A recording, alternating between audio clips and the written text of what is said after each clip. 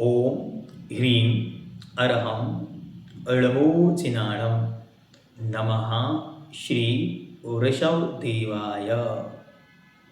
पूज्यवर, आचार्यवर, Shriver, धीवर, भक्ति सम्राट आचार्य देव मानतुंग स्वामी अपनी श्रद्धा भक्ति से नए नए मंत्र हमारे सामने रख रहे हैं।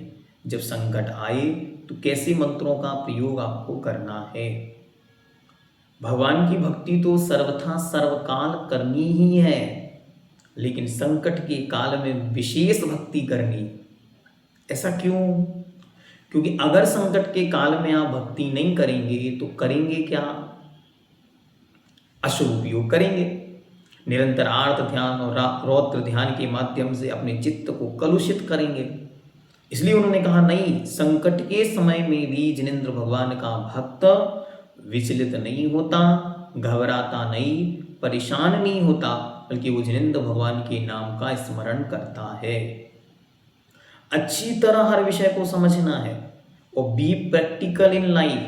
हर चीज को समझते हुए ध्यान रखना है कि जब कोई बीमारी उपस्थित हो तो सर्व प्रकार के उपचार, सर्व प्रकार के उपयोग, सर्व प्रकार की व्यवस्थाएं, सर्व प्रकार की दवाइयां आपके शरीर को दी जाएं। लेकिन विश्वास इतना दृढ़ होना चाहिए कि ये बाह्य उपचार है, अंतरंग उपचार तो कुछ और है।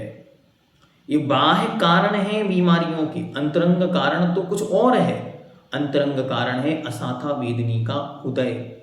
जितना जितना उस असाथा वेदनी कर्म का तीव्रतम उदय है, उतनी उतनी बाहर की व्यवस्थाएं और निमित्तों का संबंध है। इसलिए बहुत अच्छी तरह ये समझना कि जो बीमारियां हैं वे बीमारियां किन निमित्तों से उत्पन्न हुई हैं, उन निमित्तों को वैसा ही उपचार चाहिए। जो बीमारियां प्रकृति से उत्पन्न हुई हैं उन्हें प्राकृतिक उपचार चाहिए। जो बीमारियां केमिकलों से उत्पन्न हुई हैं उन्हें केमिकल वाला उपचार चाहिए। जो बीमारियां मात्र हवा से उत्पन्न हुई हैं उन्हें हवा का उपचार चाहिए। इसलिए जैसी बीमारी है उसे वैसा ही असरदायक, वैसा ही कार्य चाहिए। बार बार जब चिंतन करते हैं इस श्लोक नंबर 45 पर तो बहुत सारे लोगों के मस्तिष्क में बहुत सारी चीजें आती हैं कि आप कह रहे हैं कि रजो मृत दिग्ध देहा मर्त्या भवंती। मरता हुआ भी क्या हो जाता है? कामदेव जैसा हो जाता है। ऐसे कैसे होता है? तो अच्छी तरह आज के समय में आप देखो, केमिकल रिएक्शंस के असर देखो, दवाइयों का तरीका देखो। मरता हुआ भी दवाइयां खा के स्वस्थ हो रहा है। ये क्या है? किसी भी एक चीज का असर अलग प्रकार से देखने में आ रहा है। क्योंकि नाम कर्म जो होता है वो शरीर पर, वो पुद्गल विपाकी कर्म है और उसका असर पुद्गल पर दिखाई दे रहा है। इसलिए नाम कर्म में बहुत सारे परिवर्तन देखने में संभव होते हैं। इसलिए आप अच्छा भोजन, अच्छे न्यूट्रिशन, अच्छे विटामिन्स, अच्छी अच्छी चीजें अगर आप शरीर को देते हैं तो शरीर अधिक स्वस्थ हो सकता है।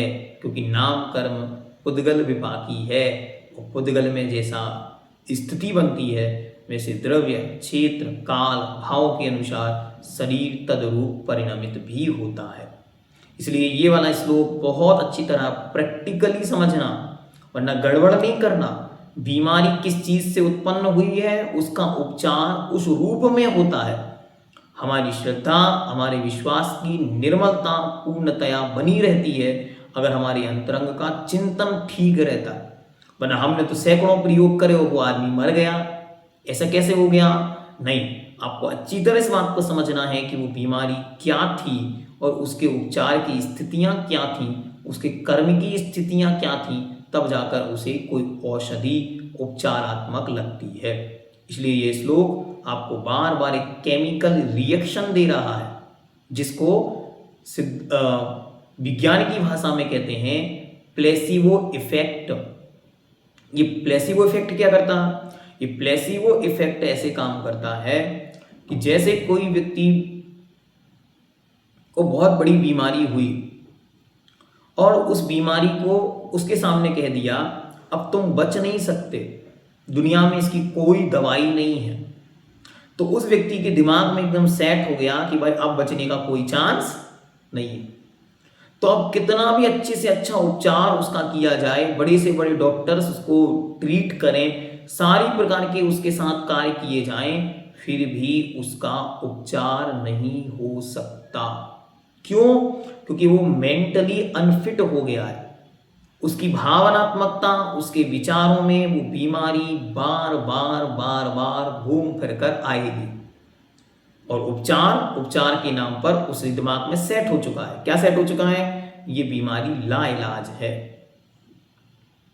और उसी की जगह कोई दूसरा व्यक्ति है और उसे ऐसी कोई बीमारी हुई है जिसका कोई इलाज नहीं, फिर भी कोई एक बहुत अच्छा शालीन सात्विक मानसिकता वाला व्यक्ति, डॉक्टर उससे कह दे कि तुम चिंता मत करो, मैं तुम्हारा उपचार करूंगा और मेरा उपचार 100% सफल होगा।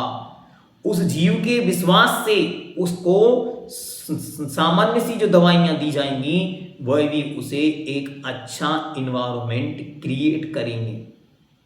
वे दवाइयां उसका उपचार करेंगी, वे दवाइयां, वो ट्रीटमेंट, वो बातें उसके दिमाग में बहुत अच्छी तरह ऐसी स्थितियां विकसित करेंगे कि उसकी बॉडी खुद ऐसी डिजाइन होगी जिससे वो अपना उपचार खुद कर सकेगी।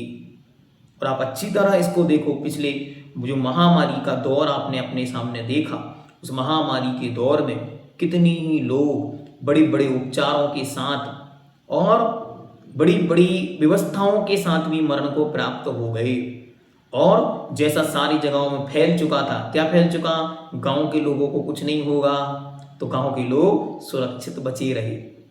और शहरों में क्योंकि एक महामारी फैल गई, किसकी? न्यूज चैनल की। महामारी फैल गई मोबाइल पर न्यूज की। आज ये मर रहा है, आज वो मर रहा है, इससे भी मर रहे हैं, उससे भी मर रहे हैं, ये भी सिम्टम्स हैं, वो भी सिम्टम्स हैं। तो जिनको कुछ भी नहीं था, बेजीव भी इसकी चपेट में आकर मरण को प्राप्त हो गए। और बड़े बड़े केसेस, बड़ी बड़ी स्थितियां जिनमें लंग्स 50% 70% काम नहीं कर रहे थे, वो लोग घर में उपचार पाके, मात्र दवाइयां बाहर से आती थी और घर में रहकर उपचार से ही वे ठीक हो गए। तो यहां क्या काम किया? डर, भय, जिसको कहा प्लेसिबो इफेक्ट, और उसके अपोजिट नोसिबो इफेक्ट। तो ये वाला जो मंत्र आपको दिया जा रहा है 45वां, ये बस वही है जिसको नाम दिया है प्लेसिबो इफेक्ट। ये हर बीमारी का इलाज है, बस कब? जब आपका विश्वास है, जब आपकी श्रद्धा है। जितनी आपकी श्रद्धा में दृढ़ता, निर्मलता और विशुद्धि आएगी, उतनी आपको हर चीज सहजता से समझ में आती चली जाएगी। जो बीमारी सामने आई है उसके लिए बहुत अच्छी तरह जैसा उपचार उस बीमारी का होना चाहिए वो अच्छी तरह करते हुए इस 45वें नंबर श्लोक का निरंतर स्मरण, इसका जाप, इसका चिंतन और इसके स्मरण से युक्त जो गंधोदक है उसका धारण और इसके पाठ के साथ लिया गया पानी आपके शरीर को बहुत बड़ा इफेक्ट दिखाएगा, बहुत बड़ा चमत्कार दिखाएगा, बहुत बड़ा असर दिखाएगा। इस पर सैकड़ों हजारों पेशेंटों ने बहुत रिसर्च करके बहुत सारे प्रकार के पेपर्स रेडी किए, बहुत सारे लोगों ने डॉक्टरेट की डिग्रियां प्राप्त की, बहुत सारे लोगों ने अपनी जो भयानक रोग थे उनका उपचार भी इसके माध्यम से किया। इसमें आपको साउंड थेरेपी भी काम करती है जो मंत्र के माध्यम से उपचार होता है। इसमें आपको कलर थेरेपी भी काम करती है। इसमें आपको वाटर मेमोरी लॉ, जो पानी में याददाश्त की शक्ति होती है, उसके माध्यम से भी उपचार होता है। और इसमें आपको प्लेसिबो इफेक्ट तो हमने आपको बता ही दिया कि जैसी आपकी मेंटल स्टेज बन जाती है कि देखो जिनेंद्र भगवान के नाम स्मरण के माध्यम से यह हुआ, तो इस माध्यम से भी ऐसा हो जाता है।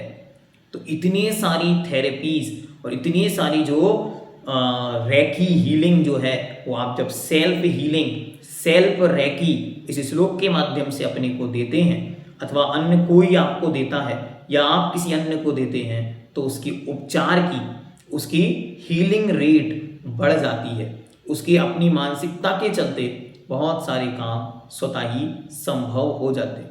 ऐसे केसेस देखने में आते हैं जो लोग उठकर नहीं बैठ पाते थे, वे जब अपने आप को बार बार ये मंत्र देते हैं, मैं स्वस्थ हूँ, मैं जीना चाहता हूँ, मैं स्वस्थ हूँ, तो इस तरीके के जो भावना दी जाती है उस भावना के माध्यम से वे स्वस्थ हो जाते हैं और वे चलने लगते हैं।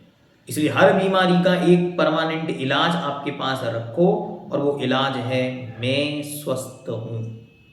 परमानेंट इलाज है। कितनी भी परेशानी है, कितनी बड़ी बीमारी है, उसका एक इलाज अपने पास हमेशा रखो, मैं स्वस्थ हूँ। उस मंत्र की माला फिरते रहो। कभी बीमारी नहीं भी है तो भी सुबह उठते ही 9 बार मैं स्वस्थ हूँ और स्वास्थ दोनों का चिंतन करो। स्वास्थ अपने में स्थित हूँ और स्वास्थ शरीर अपनी स्थिति में स्थित है, इसी का नाम है स्वस्थ। सोने के पहले रोज 9 बार बोलो मैं स्वस्थ हूँ और 9 बार बोलते हुए जब आप सोएंगे तो कोई भी बीमारी आपकी जो है वो अच्छे से जल्दी से रिकवर होने में आपको मदद करेगी। ठीक है। बाकी बहुत बड़े बड़े प्रयोग जिन्होंने किए उनके अनुभव आपको सुनने चाहिए, उन लोगों से आपको मिलना चाहिए। वो पीएचडी, वो थीसिस, वो पेपर आपको रीड करने चाहिए, जिससे आपका विश्वास और मजबूत बनता है। ठीक है। अब हम लोग श्लोक नंबर 45 की ओर चलते हैं और अपनी श्रद्धा, अपनी भक्ति में और विशुद्धि लाते हैं। उद्भूत भीषण जलोदर भार भोगनः, जलोदर भार भोगनः शोच्यां दशा मुपगताश्च्युत जीवितासः त्वत्पादपङ्कज रजोमृत दिग्धदेहा मर्त्या भवन्ति मकरध्वज तुल्यरूपाः। उद्भूत भीषण जलोदर भार भोग्ना शोच्यां दशामुपगताश्च्युत जीवितासा त्वत्पादपङ्कजरजो मृतदिग्धदेहा मर्त्या भवन्ति मकरध्वज तुल्यरूपाः। अब वही स्थिति शुरू की 2 लाइनों में रोग, उस बीमार व्यक्ति की स्थिति बतलाई जा रही। वो व्यक्ति कैसा है जिसको कोई परेशानी उपस्थित हुई है। तो कह रहे हैं उद्भूत अर्थात उत्पन्न हुआ है, भीषण अर्थात भयानक, जलोदर अर्थात जलोदर नाम का रोग। इस जलोदर नाम के रोग में पेट में पानी भर जाता है, पेट निरंतर बढ़ता चला जाता है और वो पानी से पूरी बॉडी में वो पानी फैलने लगता है, जिसको खून का पानी भी बोलते हैं। और वो धीरे धीरे व्यक्ति मरणासन्न होने लगता है, मरण की ओर बढ़ने लगता है। तो उस जलोदर नाम के रोग से जिसका भार भोगना, भार से झुके हुए, उत्पन्न हुए भयानक जलोदर नाम के रोग के भार से झुके हुए, शोच्यां दशा, जिसकी दशा कैसी हो गई है, शोचनीय अवस्था को, शोच्यां दशा अर्थात शोचनीय दशा को, जिसे देखकर लोग तरस खा रहे हैं कि कैसे बचेगा, इसे बोलते हैं शोच्यां दशा, शोचनीय दशा को। उपगताः अर्थात प्राप्त हुआ और च्युत जीवितासा, च्युत जीवित आशा, च्युत अर्थात छोड़ दी है, जीवित अर्थात जीवन की आशा मतलब इच्छा, छोड़ दी है जीने की आशा जिन्होंने। ऐसा ऐसा, अब तीसरी पंक्ति की पहला शब्द देखें, मर्त्या अर्थात ऐसा मनुष्य। त्वद पाद पंकज रजो मृत दिग्ध देहा। त्वद अर्थात आपके, पद मतलब पैरों के, पंकज मतलब कमलों की, रज मतलब धूली रूपी अमृत। इस शब्द देखें, रजोमृत शब्द है। रज प्लस अमृत शब्द को संधि करने पर रजोमृत शब्द बना, बीच में अविग्रह, ये आ का प्रतीक चिन्ह है। ठीक है, इसको ध्यान में रखना। तो रज अर्थात धूली, कैसी है? अमृत अर्थात अमृत से, दिग्ध देहा अर्थात लिप्त, दिग्ध मतलब लिप्त और देहा मतलब शरीर। तो आपके चरण रूपी कमलों की धूली रूप अमृत से लिप्त शरीर होते हुए क्या होता है? भवंती हो जाता है, मकरध्वज तुल्य रूपा। मकरध्वज, मकर अर्थात मछली, मीन है, ध्वजा अर्थात ध्वज, चिन्ह जिसका, ऐसा कामदेव अर्थात सर्वांग सुंदर कामदेव के समान, तुल्यः भवंती, तुल्य रूप वाला हो जाता है। मर्त्या मतलब मनुष्य। क्या सुंदर शब्द है। ये श्रद्धा, गहराई और आत्मविशुद्धि का परिणाम है कि उत्पन्न हुआ है भयानक जलोदर रोग जिसके, उसके कारण उसका पूरा शरीर झुक गया है, पीड़ित है। सोच्याम दशा, ऐसी दशा को प्राप्त हो गया है जहां अब शोचनीय दशा हो गई है और च्युत जीविताशा, जीवन की आशा छोड़ दी है। ऐसा मर्त्या, ऐसा मनुष्य, तो पाद पंकज, आपके चरण रूपी कमलों की रज अर्थात धूल रूपी अमृत से दिग्ध अर्थात लिप्त लेपन कर रहा है। किस पर? देह पर। उसकी देह अर्थात शरीर को जो आपके चरण रूपी धूली से लीप लेता है, लेपन कर लेता है, भवंती वो हो जाता है, मकरध्वज तुल्य रूपा, कामदेव के समान सुंदर तन वाला हो जाता है। मतलब उसकी बीमारी पूर्ण रूप से समाप्त हो जाती। ईमानतुंग स्वामी, ये चमत्कार देखो कैसा है इनका। ये नहीं कह रहे कि उसकी बीमारी मिट जाती है, नहीं, बीमारी मिटाने की बात ही नहीं, बीमारी ही नहीं है, ऐसा पहले मेंटेलिटी बनाओ। बीमारी है ही नहीं। नामे व्याधि कुतो भी थी, नामे व्याधि कुतो भी थी। जब मुझ में कोई रोग नहीं तो डर किस बात का? पहला चिंतन तो ये लाओ। इसलिए वो कह रहे बीमारी नहीं मिटानी, तुम तो कामदेव हो, और कामदेव की तरह सौंदर्य तुम्हारे अंदर उपलब्ध होगा। कब? तो पाद पंकज रजोमृत दिग्ध देहा। जब ये पंक्ति सार्थक होती है तो क्या होता है? मर्त्या भवंती मकरध्वज तुल्य रूपा। गजब, ऐसा लगता है, ऐसा लगता है पंक्ति पढ़ के बार बार ऐसा लगता है कि जिनेंद्र भगवान के दोनों चरण कमलों की जो धूल है। एक और विशेषता इस पंक्ति की, उन्होंने चरण नहीं मांगे भगवान से, चरणों की धूल मांगी है। चरणों का चमत्कार नहीं बताया, चरणों की धूली का चमत्कार बताया। अगर चरणों का चमत्कार बताते तो बहुत सारे लोग चरणों का चमत्कार पाने से वंचित रह जाते, क्योंकि हर कोई उनके चरण छू नहीं सकता। तो साक्षात जब वे थे तो गणधर इंद्र तिनेना छू पाते। जब गणधर इंद्र भी उन्हें नहीं छू पाते तो उनके चरणों की धूली कहां तक जाती। लेकिन उन्होंने कहा नहीं, चरणों की धूली बनाने का एक प्रैक्टिकल है। अब वो कैसे है तो अभी आगे चलते हैं। देखो क्या कह रहे हैं, हे परम वैद्य भगवन। अब कैसे हो? परम वैद्य हो।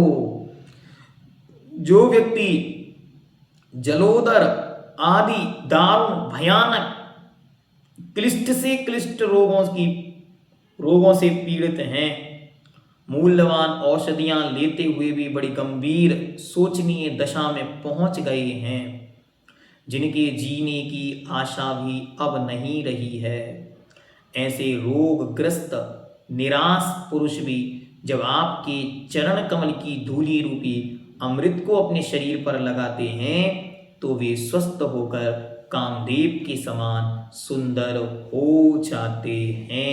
और इसका प्रत्यक्ष उदाहरण प्रूफ के रूप में श्रीपाल आदि 700 कोड़ियों पर इसका प्रयोग अच्छी तरह देखा गया। अब जिनको नहीं दिखता उनकी बात अलग है, बाकी ग्रंथों में इसका प्रमाण पूर्ण रूप से उपलब्ध है। पूज्यवर आचार्यवर समंत्रभद्र देव को भस्मक व्याधि हुई, उन्होंने जिनेन्द्र स्मरण से, जिनेन्द्र संस्तुति से उस व्याधि को ठीक किया। आचार्य भगवान वादिराज महाराज को कुष्ठ रोग हुआ और ऐसा गलित कुष्ठ रोग हुआ कि पूरे शरीर से मवाद बहती थी, और उन्होंने जिनेन्द्र भगवान की भक्ति की और वो रोग ठीक हो गया और शरीर उनका कंचन कांति सा चमकने लगा। तो ये सब इसके प्रयोग अनेक स्थानों पर, अनेक ग्रंथों में अनेक प्रकार से दिए गए। आज मैंने उसकी सारी साइंटिफिक रिसर्च और वर्तमान वैज्ञानिकों की मानसिकता के साथ आपके सामने इस विषय को रखा। अब आपका कर्तव्य है आप उसे पूर्ण निष्ठा का विषय बनाएं। और क्या करें? जब श्री जिनेन्द्र भगवान के चरणों की धूल मिले, उनकी धूल कैसे मिलेगी? तो उनकी धूल आपको मिलती है गंधोदक के रूप में।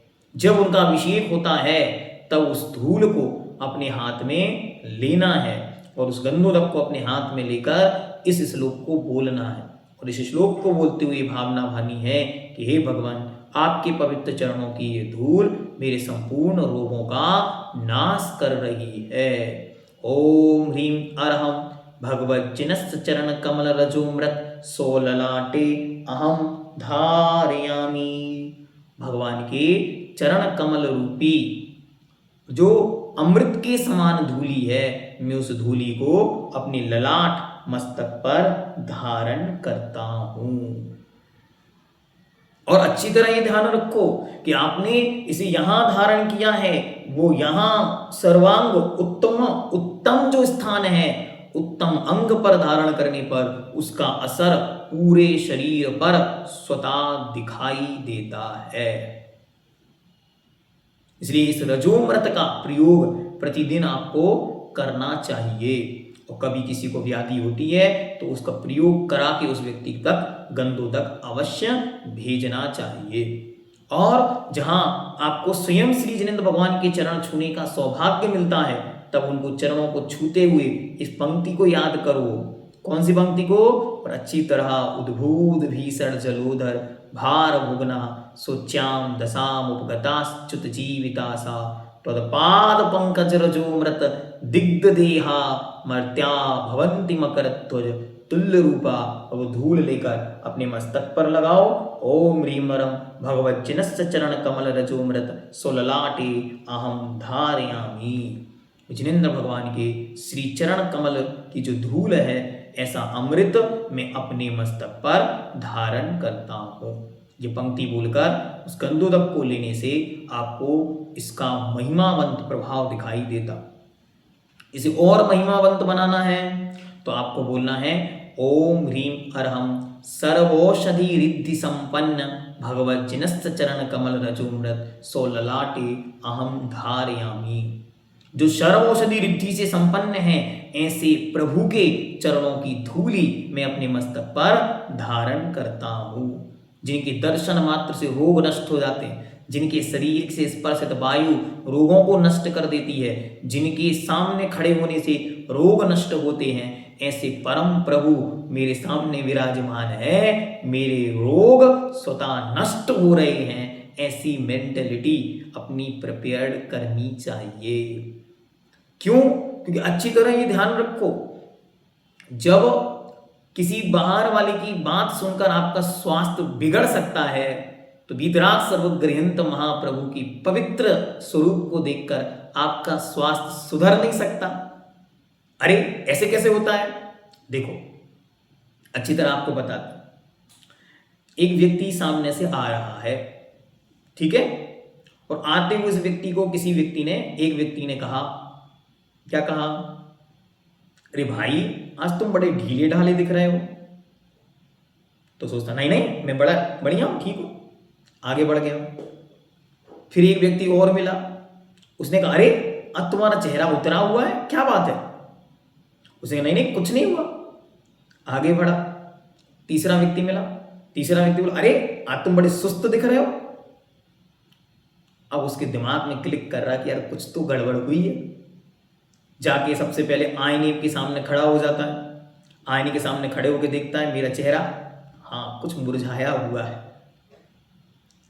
मेरी चाल हाँ कुछ कमजोरी सी महसूस हो रही है। और धीरे से मम्मी से कहता मम्मी कुछ कमजोरी सी महसूस हो रही। पत्नी से पूछता कुछ कमजोरी सी महसूस हो रही। हाँ हाँ बहुत कमजोर दिख रहे हो। तो किसी ने एक ने उत्साहपूर्वक कह दिया अब तो बेचारा बेड पकड़ लेगा, क्यों कमजोर दिख रहा है। कमजोरी उसके अंदर है नहीं, लेकिन दूसरों ने कहते कहते कहते उसको कमजोर बना दिया। ऐसे ही जब दुनिया ने कमजोर कमजोर कमजोर कहा तो कमजोरी महसूस होने लगी। ऐसे तीन लोक के अधिपति सर्वौषधि रिद्धि संपन्न मेरे प्रभु मेरी आंखों के सामने विराजमान है, तो कोई बीमारी ठहर नहीं सकती। इसका बार बार स्मरण करो तो कोई बीमारी आपके पास भटक नहीं सकती। और जिनेंद्र भगवान को अपने हृदय वेदी पर स्थापित करो और ये भावना दो कि जब तक ये जिनेंद्र भगवान की प्रतिमा, जिनेंद्र भगवान का स्वरूप मेरे चित्त में विराजमान है, तब तक मुझ में कोई बीमारी ठहर नहीं सकती। और नेक्स्ट, मैं कौन हूं? मैं आत्मा हूं, नामे व्याधि कुतो भीति। जब मुझ में कोई रोग है ही नहीं, मुझे कोई रोग होता ही नहीं, तो मैं डरूं क्यों? तो आपका भय समाप्त होगा, और जैसे जैसे आपका भय समाप्त होगा वैसे वैसे आपकी स्वस्थता बढ़ती चली जाएगी। कैसे? तो कोई उदाहरण सुनाते। एक बार एक व्यक्ति गांव में रहता था, तो गांव में वो सुबह सुबह लोटा लेके जंगल जाता था। आज सुबह सुबह उठा, लोटा उठाया और जंगल चला गया। जंगल पहुंचा और उसने अपनी क्रिया से निर्वृत्त होकर, जैसे ही वो निर्वृत्त होकर थोड़ा सा आगे बढ़ा तो उसको अपने हाथ में दिखे, और हाथ दिखे तो लाल लाल। घबरा गया, उसने पीछे मुड़ के देखा तो उसको चक्कर आने लगे, इतना ज्यादा वहां लाल लाल था, इतना खून गिर गया। वहां से बड़ी बुरी हालत में, बड़ा थका हारा सा, बड़ा लस्त पस्त सा, खिसकते खिसकते धीरे धीरे और आके खटिया पे आके गिर पड़ा। खटिया पे आके जैसे ही गिरा और घबराहट, ब्लड प्रेशर बढ़ रहा है उसका, इतने में सामने से उसका एक नाती पोता, छोटा सा बच्चा आया। आते हुए कहता है दादाजी। क्या हुआ बेटा? दादाजी आपने हमारा लोटा देखा? बेटा काय का लोटा? बेटा दादाजी मैंने कल रात में रंग घोल के रखा था लाल कलर का, वो लोटा नहीं मिल रहा है सुबह से। ओ तेरी! अब दादा सीधे खटिया से खड़े हो गए। क्यों खड़े हो गए? अभी तो लस्त पस्त थे 5 मिनट पहले। 5 मिनट पहले उनको ये पता था शरीर से इतना खून गिर गया है, तो जब इतना खून गिरा है तो लस्त पस्त तो होना ही था। और जैसे ही पता चला कि एक भी बूंद खून की शरीर से नहीं गिरी तो 12 वर्ष स्वस्थ हो गया। ऐसे जब हमारे चिंतन का ये विषय बनेगा, जब हमारी भावना का ये विषय बनेगा कि मुझ में कोई व्याधि होती ही नहीं, तो कोई भी रोग आता रहे जाता रहे, मुझ में कोई बीमारी होती ही नहीं, क्योंकि मैं तो आत्मा हूं। व्याधि जो आई है वो शरीर में है, तो उपचार शरीर का बढ़िया से बढ़िया कराओ, श्रद्धा विश्वास निष्ठा के साथ कराना है। लेकिन अंत में ये बात ध्यान में रखनी है कि यदि शरीर का उपचार संभव ना हो तो हमें आत्म उपचार में लग जाना है। क्या ध्यान से सुन रहे हैं? समझना है स्थिति को। डॉक्टर से बहुत निष्ठा के साथ कहो, भैया अगर बच सकते हैं तो पूरा पूरा प्रयोग करो और मुझे बचाओ, क्योंकि मैं बचूंगा तो जिनेंद्र भगवान के शासन की प्रभावना करूंगा, उद्योत करूंगा, कुछ अच्छे अच्छे काम करूंगा। लेकिन यदि मैं बच नहीं सकता तो बस एक इशारा कर दो, मैं श्री जिनेंद्र भगवान के चरणों में अपने इस देह का विसर्जन करना चाहता हूं। ऐसा संकल्प पूर्वक अपने जीवन का अंतिम समय सल्लेखना समाधि पूर्वक बीते और पूरा जीवन परम स्वस्थमय, परम स्वाध्यायमय बीते, ऐसा हमें प्रयोग करनी चाहिए। ठीक है, तो अपने अंतरंग स्वास्थ्य को, अपने मानसिक स्वास्थ्य को, अपने वाचनिक स्वास्थ्य को, अपने शारीरिक स्वास्थ्य को, अपने आत्मिक स्वास्थ्य को, अपने सामाजिक स्वास्थ्य को, अपने आध्यात्मिक स्वास्थ्य को और अपने पारलौकिक स्वास्थ्य को मजबूत बनाते जाइए। अब इन सब स्वास्थ्यों पे काम कब होगा? धीरे धीरे आपको इन सारे स्वास्थ्यों पर हमको कैसे कैसे काम करना है, इसकी एक एक सीरीज आपको उपलब्ध कराएंगे कि मानसिक स्वास्थ्य के लिए क्या करना, वाचनिक स्वास्थ्य के लिए क्या करना, सामाजिक स्वास्थ्य के लिए क्या करना, आत्मिक स्वास्थ्य के लिए क्या करना, आध्यात्मिक स्वास्थ्य के लिए क्या करना, इन और पारलौकिक स्वास्थ्य के लिए हमको क्या क्या करना है। ठीक है, आज के लिए इतना पर्याप्त। ओम ह्रीं अरहं सर्वविध रोग विनाशन समर्थ क्लीं महाविजक्षर संहिताय हृदय स्थिताय सर्वविघ्न उपद्रव निवारकाय श्री वृषभनाथ परमेश्वराय नमो नमः। और ये 45वां नंबर श्लोक, ये अपने गंधोदक को धारण करने का परम मंत्र है। कैसे धारण करना? गंधोदक को हाथ में लें, हाथ में लेते ही एक बार इस, अगर और आपको प्रयोग करना है तो सामने किसी पात्र में गंधोदक को लें और 9 बार इस श्लोक को बोलना। श्लोक नंबर 45 9 बार उसके सामने बोलना, उस पात्र के सामने। फिर अंजलि में उस गंधोदक को लेना और ऐसे गंधोदक को सामने रखकर और फिर आपको बोलना है कि हे प्रभु, आप पूर्ण स्वस्थ हैं, आप सर्वौषधि रिद्धि से संपन्न हैं, तो आपके चरणों की जो रज मैं अपने मस्तक पर धारण कर रहा हूँ वो सर्व रोगों का विनाश करने में समर्थ है। ऐसी श्रद्धा विश्वास अपने अंदर हृदय में विकसित करके ओम ह्रीं अरहं सर्वौषधि रिद्धि संपन्न भगवत जिनस्य चरण कमल रजोमृत, भगवत जिनस्य चरण कमल रजोमृत सो ललाटे अहम धारयामी। अंदर श्वास खींचते हुए उसे अपने मस्तक पर धारण करना है। ऐसे ये गंधोदक लगाने का महामंत्र है। ठीक है, और आप अपने बच्चों को लगाएं और जो कोई बीमार है उनको भी लगाएं और आप अपने को भी स्वयं इसका प्रयोग अवश्य करें। जैनम जयतु शासनम।